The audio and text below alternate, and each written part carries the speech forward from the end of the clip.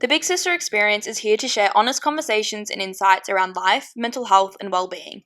While we aim to inform and inspire, the content of this podcast is for general information purposes only. If any topics raises questions or concerns for you, we encourage you to seek professional support or advice before acting on any topics discussed. To begin today's episode, we would like to acknowledge the traditional custodians of the land on which we are recording from, the lands of the Wurundjeri people of the Kulin Nation. We acknowledge that learning through conversation and stories is an Indigenous practice that has been done on this land for centuries before us. We want to pay our respect to any Indigenous or Torres Strait Islander people listening and elders past and present. We acknowledge that sovereignty was never ceded and it always was and always will be Aboriginal land. 3, 2, 1. Hey! Oh my goodness, we're here. First episode. Ooh. Exciting. Hello, everyone. Welcome to the Sisterhood Space. My name's Tiara. My pronouns are she, her. I'm Caitlin. My pronouns are also she, her. We are getting started with our Big Sister Experience podcast. So welcome to our first episode. I was going to say if you're new here, but everyone's new. Aww. We work for the Big Sister Experience. We go in and run all-day workshops with female identifying and gender diverse students anywhere from year 4 all the way through to year 12, basically just talking about the stuff we wish we knew when we were a bit younger, and hopefully like giving you that advice for avoiding some of the mistakes we maybe made when we were younger. And we really want this space just to be kind of an extension on that, beyond us going into the classrooms, just really chatting about the things that you want to talk about. We chat all things like mental health, body image, boundaries, respectful relationships. We have 3 workshops, so we really do like cover it all. But we want to like extend that kind of education, and I think that because obviously we don't get to go to every single school, for the people that might need this information or the people that want to have those answers and ask those questions, this is really your space. And we're so excited to be able to bring you that. Yeah.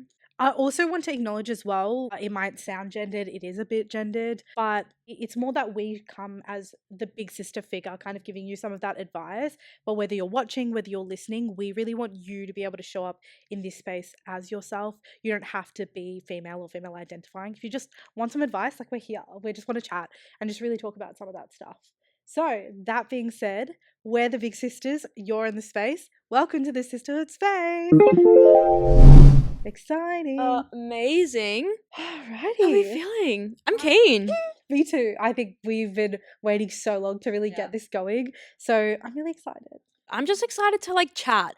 I think a lot of us, I mean, in this line of work, we're kind of here because we want to help. So I just want these kids to like get the help and to be able to like be given a microphone and be like, answer these questions. I'm like, let's go. Like, we're getting into it. So yeah, in our workshops, we do anonymous questions, which sometimes you might not feel comfortable being like, hey, I have a question about this, which might feel really, really personal, right? So we give the students the opportunity to just write it down on these sticky notes, which we have with us, and we answer all these questions, but we don't have enough time in a school day because we could really yap. So like you said, they gave us mics and they were like, go for it. So we're going. Yap away. So we're really gonna just get into those. Yeah, you're gonna see us, you're gonna see some of the other big sisters down the track. It'll be a really good time. Yeah. We're gonna have guests. How exciting. Fun. Alrighty, shall we get into it? Amazing. Question 1. Hit me. We're starting, like, very first question. Yeah, first episode, first question. Yup, and it's a big one. You ready? Why am I not good enough? And what do you do when you feel like you're not good enough? Right, let's wrap this podcast up. We're going deep. Okay. Why am I not good enough? Goof. I want to be like, oh, like, have you ever felt those feelings? Yeah. Unfortunately, I feel like it's a universal experience.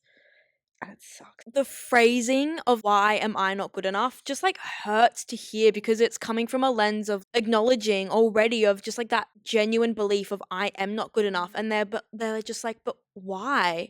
And it just makes me feel so sad to be like somebody genuinely thinks that. And I think the reason it makes me so sad is empathy. I've been there, I am there. The high school journey, the school journey. I just remember primary school and I was always that singled out kid. And I was, even in high school, I was never the chosen friend. I like kind of drifted between groups and I never really felt like I had my person that was like, this is my best friend. I was always second option. None of the boys were ever interested in me. They were all like, you have a really pretty friend. And it was always, yeah, she's like funny, like she's like chill. No one was ever interested in me. I just never really felt like I was anyone's chosen person for like anything, and like that made me feel not good enough. And I always would just try in so many other ways of how can I make up for that. And it was like, I need to be the smartest at this then, or I have to be the best at that. And it really just led me into that people pleasing of like, yeah, like I can do that and I'll do this for you, and but look at how good I am at this, to like prove to somebody that like I am good enough and like you can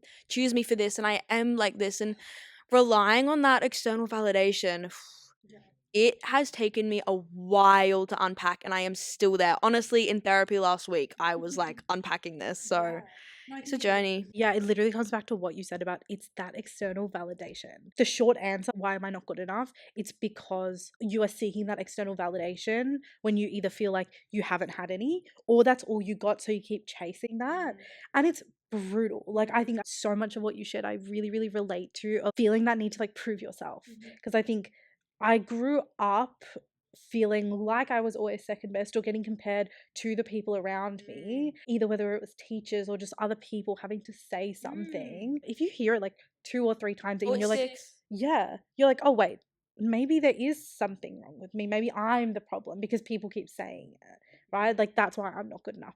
And I think if that's your thoughts, and you let yourself believe it, you're gonna think that. And I think I did for so long. Yeah. And looking back on it now, I'm like, if I listened to what everybody said, right? If I listened to all of those critiques and things like that, if I continued to do that now, I would still be miserable. And it's really hard.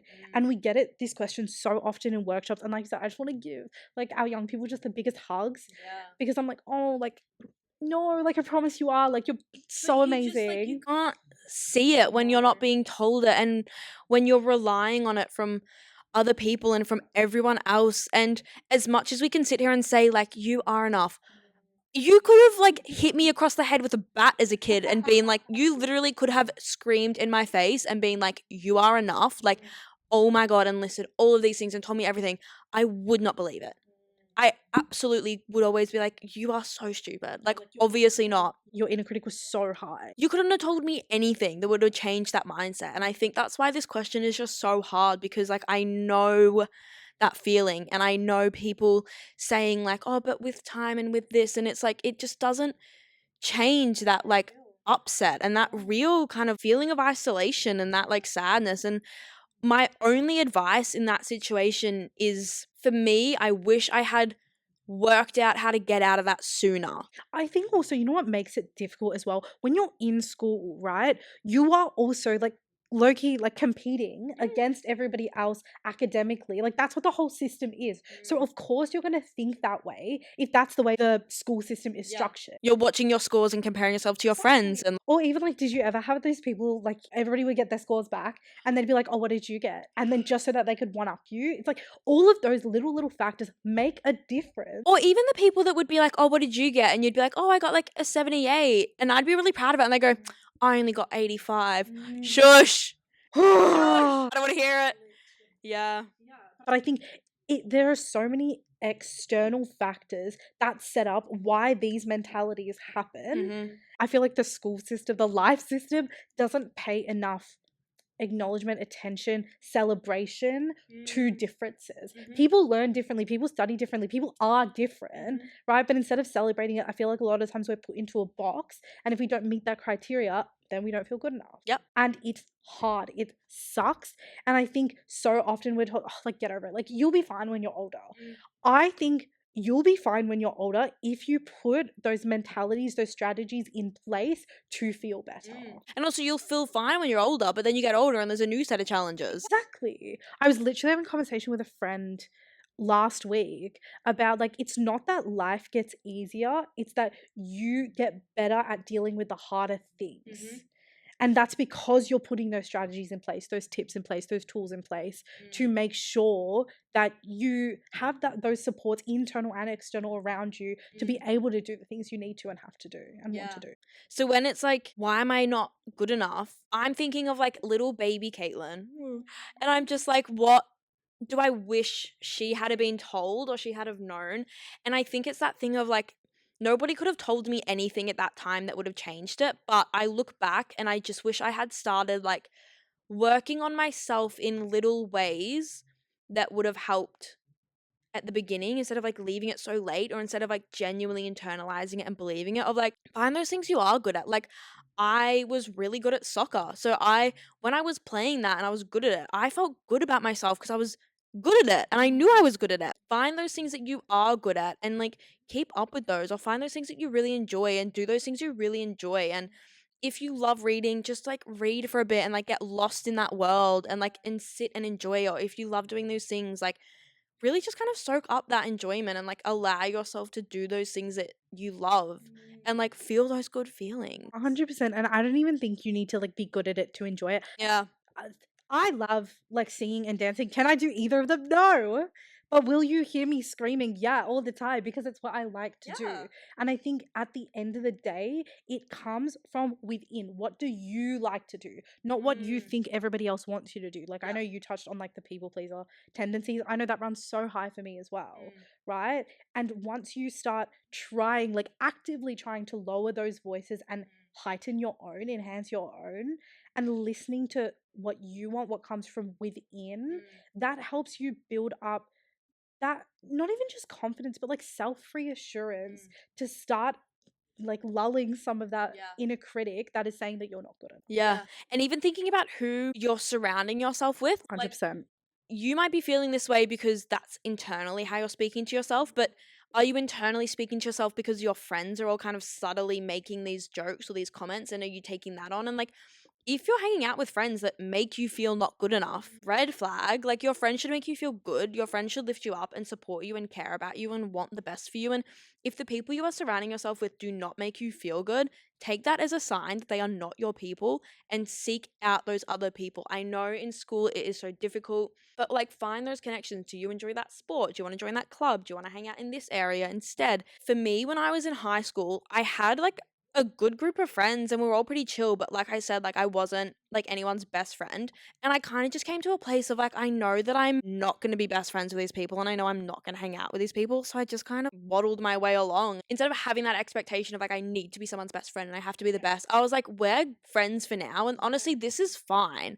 Like, we have a giggle and we hang out sometimes after school and we do this and we do that. And like, I'm chilling. Like, we can be friends for now. And I had an understanding of, I'm gonna move. I'm like from Bendigo, so I knew that when I would move to Melbourne, like that could be an opportunity for make new friends. And if I just kind of like relax into this of like, it's fine, like I can just have these friendships for what they are and not try and make it what it isn't. Exactly. I think you're not forcing it, because I think with anything you can only force stuff for so long. And I think, again, same with like, going back to the question of like why I'm not good enough. It's like because you're trying to be something you're not. Clocked.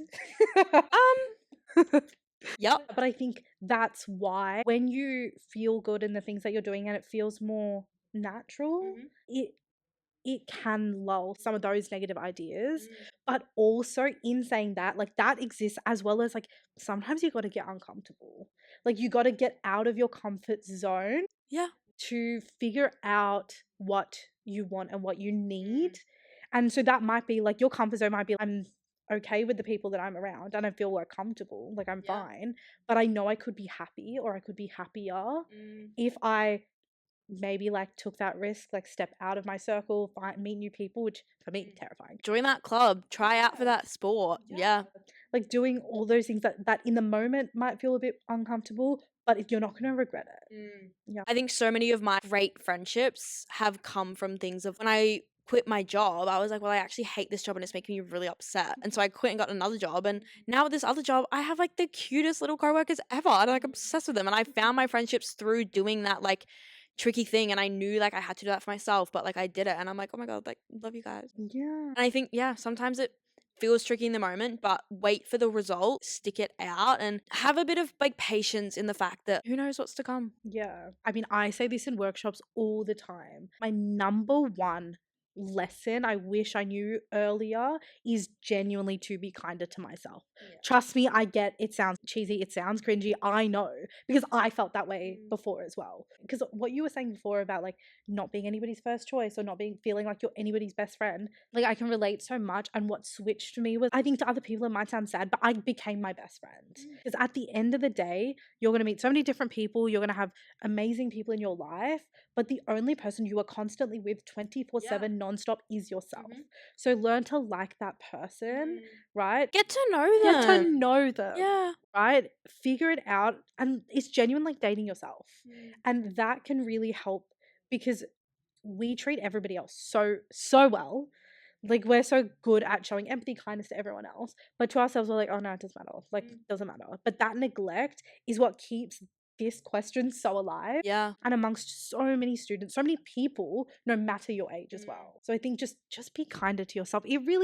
Trust me, it makes a world of a difference. And I also just think when I think about like little baby Caitlin and the ways that I would speak to myself when I was 15, 16, it makes me like so sad to think about. I didn't deserve to be speaking to myself in that way. Like I was trying my best and I was doing my all, and like what I was enough, and I just couldn't see it at the time. And I think it just is like, don't, like, that's just a little me. You just want to give her a Like, hug. I know I was trying my best and I was doing my best, and I look back and I'm like, I didn't deserve to be speaking to myself like that. Absolutely not. I shouldn't have been. And I wish, like, yeah, I wish I was kinder to myself, and I wish I kind of allowed myself a bit of like grace and a bit of patience to mess up and be messy and not know the answer and not have this gotten like correct or do that. Like, it's okay.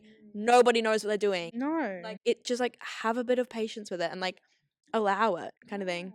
Yeah. No, I love that. Next question. Who can I talk to about things when I feel like no one is listening?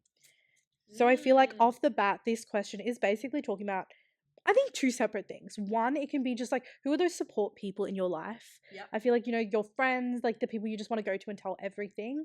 But I think on a deeper level, when it's like, when you feel like no one is listening and maybe you need that further support, that's when we're talking about those trusted adults. Yeah. And I guess overarchingly, right, your trusted adults is anybody over the age of 18, right? They don't have to, they could be a parent, they could be a teacher, they could be a coach, they could be an older sibling over 18, it could be a friend's parent, or even like your parent's best friend. Things like that. On paper, that's what that looks like, right?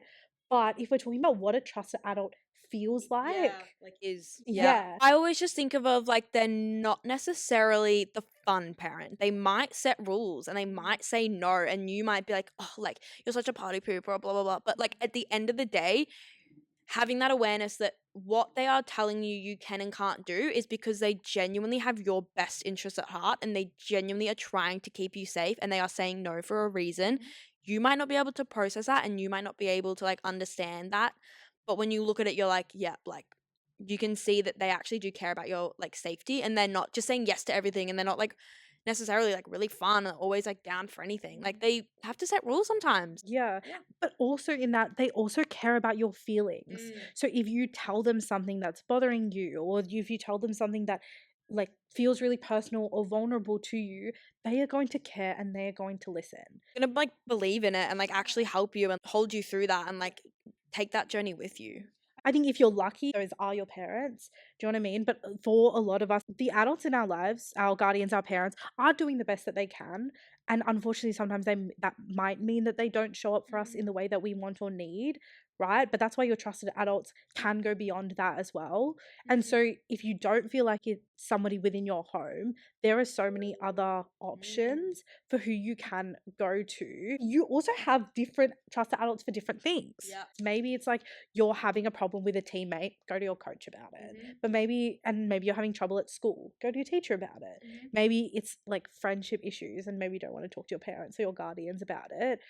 Maybe it's an older sibling over 18 who's going to listen to you vent about whatever it is, and they're going to make you feel safe, they're going to make you feel heard when you are talking about these feelings. Also, school well-being, like if Yes, you're on of the course. education system, like schools have counselors, they have a well-being. If you're in like university or like higher education, they have like those well-being teams and like psychologists. And I never personally went to well-being when I was in school, but now working in schools, I'm like, why did I not? Like, it's so crazy to see those resources right there. Yeah. They are paid, they literally are paid to listen to you. They have to listen to you. If you want support, go to well-being. It is literally their job. That Yeah. is why they're there. And I know that also those like face-to-face conversations can be scary. The idea of like going to well-being and being like, hey, can feel kind of scary. At the end of our podcast, at the end of every episode, we'll have a bunch of resources. There are so many online resources: Kids Helpline, Lifeline, Beyond Blue, 13 Yarn. Like there are so many resources, websites, text lines, phone lines, like so many resources. I cannot stress this enough. Utilize them, use them. They're anonymous. You can lie about who you are. If you're like, my name's Emily and I am dealing with this and my friend feels this way, but it's actually about you and not a friend. Like they don't know. Like get that help, find that. It's like totally normal. Everyone like needs support at times. It's okay. Yeah, and with those resources, we also have a QR code as well, which has a bunch of other student resources. So please use them. That's why they're there. Just take that first step. And it's even like we speak about in workshops as well. Sometimes you might have one trusted adult, which will get you steps 1 and 2, but maybe you now need steps 3 and 4, right? So you might need a different trusted adult to go from there. Just take it a step at a time. Trust your gut. Trust yourself. You know what's best for you. But also, if you haven't given things a go, I know like growing up, I was like, I'm not talking to anybody about my things. Like, I could deal with it myself, Yeah. right? But I think you might be able to, but it will make things easier if you let somebody help you carry that load. Yeah.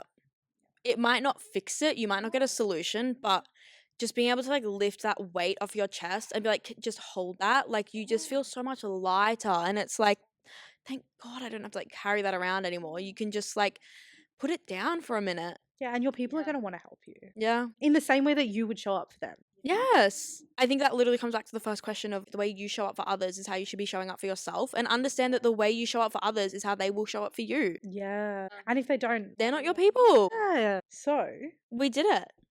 first episode. First episode.